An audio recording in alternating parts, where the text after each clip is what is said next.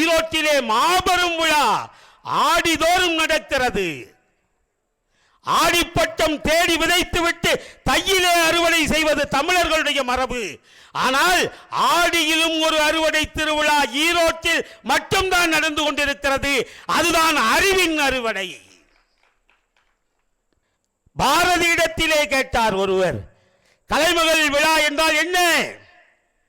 பாரதி சொன்னாரு, ஒரு ஊரை தீ வச்சு கொளுத்துறது தான் கலைமகள் பூஜைனாரு.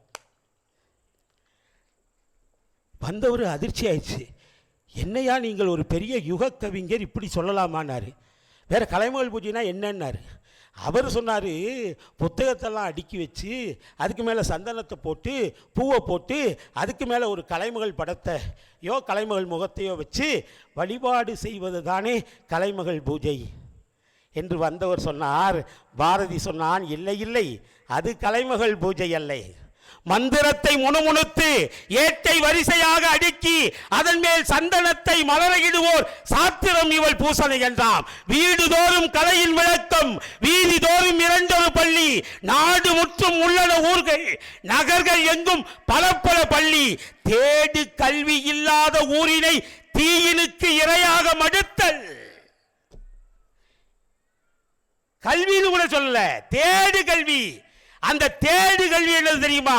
இதோ இங்கே இருக்கக்கூடிய அரங்கங்கள் தான், புத்தக சாலைகள் தான், அவைகள் தான் கலைமகள் உரைகின்ற உண்மையான கலைமகள் விழாவினுடைய வழிபாட்டு இடங்கி. கல்வி பயிரை அறுவடை செய்தால் ஒழிய அறிவு வளர்ச்சி அடைய முடியாது.